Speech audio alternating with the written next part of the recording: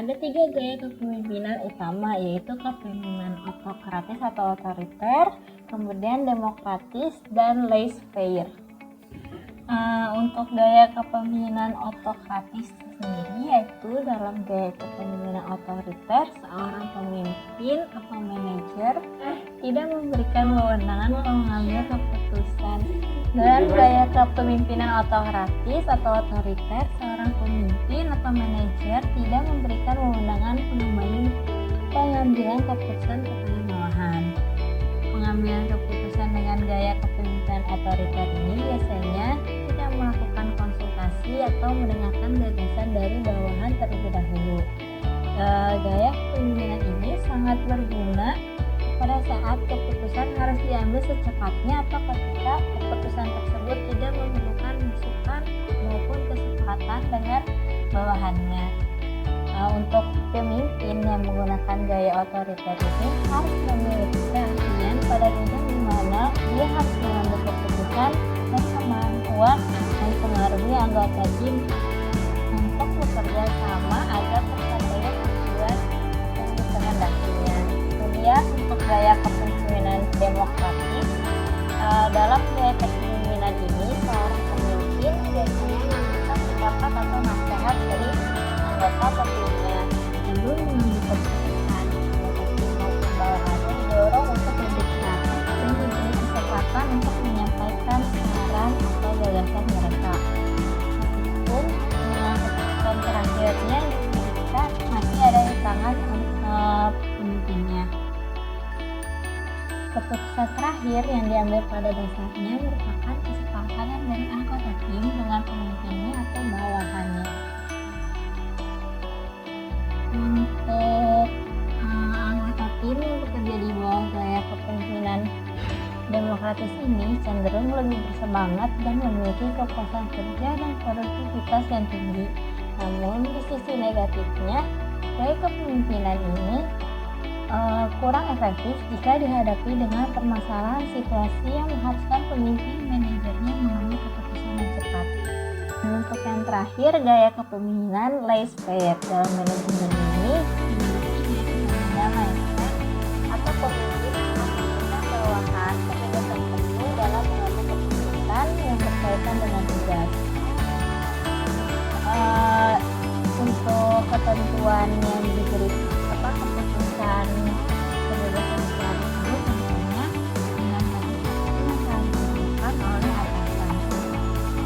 Para atasan akan memberikan pendapat, pemilihan atau sumber yang lebih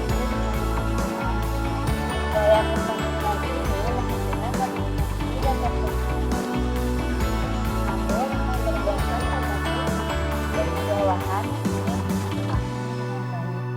Dan bagi mereka yang tidak memiliki keahlian dan serta pengetahuan yang cukup dalam mengerjakan tugasnya, maka kepemimpinan ini kurang baik untuk dilakukan. Macam gaya kepemimpinan yang diterapkan dalam suatu organisasi dapat membantu menciptakan efektivitas kerja yang positif bagi anggotanya. Adanya gaya kepemimpinan yang sesuai dengan situasi dan kondisi organisasi mereka, maka anggota akan lebih semangat dalam menjalankan tugas dan kewajibannya serta harapan terpenuhinya kebutuhan.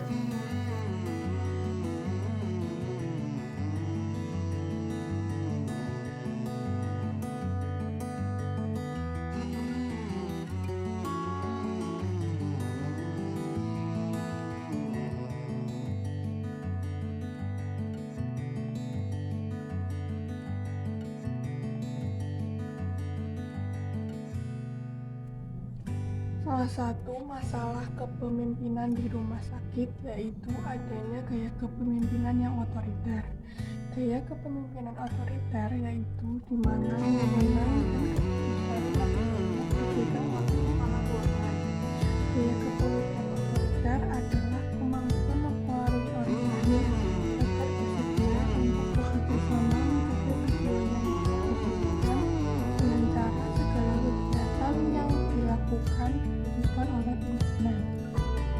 Semua keputusan keputusan dibuat oleh pemimpin dan cenderung menggunakan paksaan, sanksi, dan arahan untuk mengubah perilaku pengikut atau followers.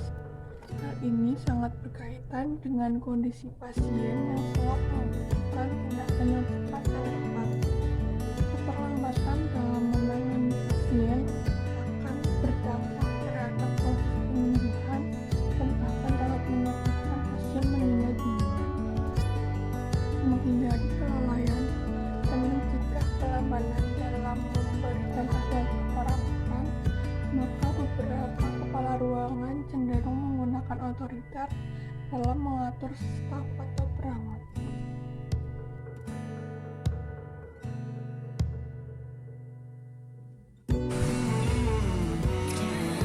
Di dalam organisasi rumah sakit, kepala perawat atau kepala ruangan adalah pimpinan yang langsung membawahi perawat pelaksana, dan pelaksanaan tugas perawat di ruang inap merupakan suatu unsur proses dalam manajemen rumah sakit.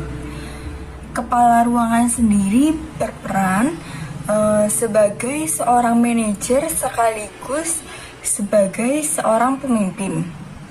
Kepala ruangan keperawatan mempunyai tanggung jawab menggerakkan perawat pelaksana. Oleh karena itu, kepala ruangan juga memiliki tugas untuk melaksanakan evaluasi terhadap kinerja perawat pelaksana itu sendiri.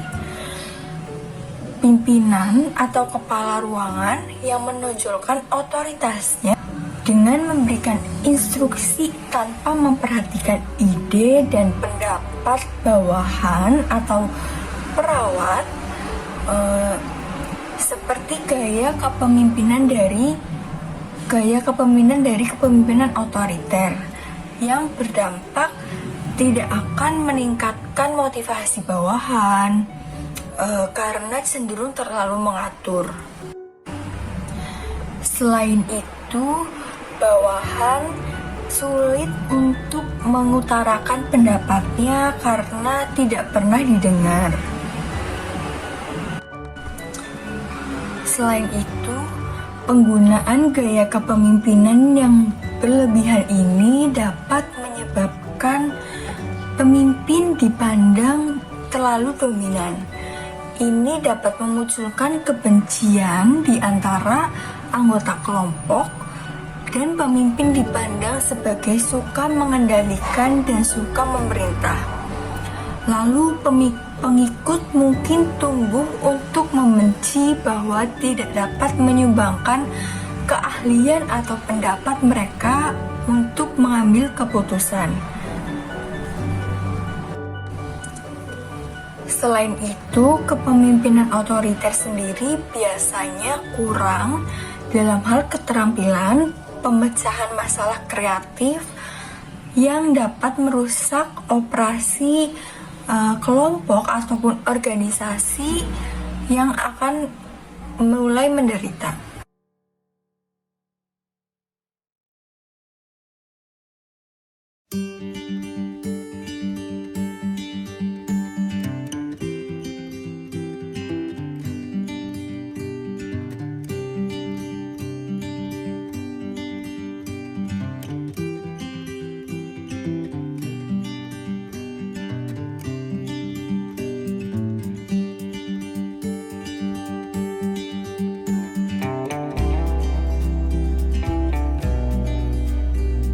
Gaya kepemimpinan yaitu adalah suatu gaya yang diperlukan oleh suatu pemimpin dalam mempengaruhi orang lain.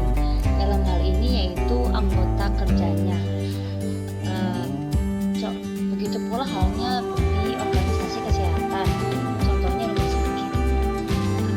Ini seorang kepala ruangan itu bertanggung jawab atas kerja dari anggotanya seperti perawat, dokter, tenaga administrasi, dan lain sebagainya. Gaya kepemimpinan sendiri itu sebenarnya ditentukan sesuai dengan kondisi atau permasalahan yang akan dihadapi. Contohnya pada gaya kepemimpinan demokratis yaitu diambil ketika dibutuhkan adanya kerjasama antara satu tenaga kesehatan dengan tenaga kesehatan lainnya. Ini diperlukan adanya keputusan bersama atau koordinasi yang baik antara sesama rekan kerjanya.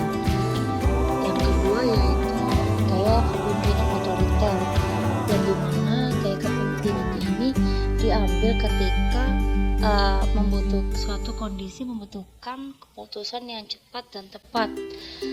Contohnya yaitu ketika membutuhkan penanganan terkait pasien yang kritis, yang dimana memerlukan keputusan yang cepat dan tepat yang harus dilakukan.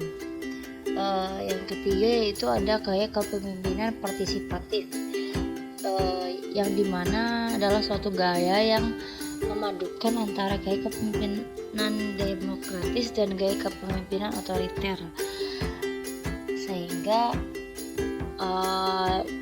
hal ini dilakukan ketika dihadapkan dengan kondisi yang dimana kepala ruangan diperlukan dalam membuat keputusan secara otoriter, yang dimana membuat keputusan yang tepat terkait penanganan situasi yang gawat.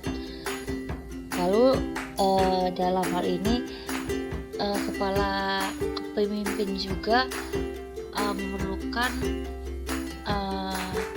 melibatkan bawahannya, yaitu misalkan perawat-perawat dalam melakukan asuhan penanganan atau perawatan yang tepat, yang dimana membutuhkan adanya kerjasama antara sesama anggota. Seperti itu.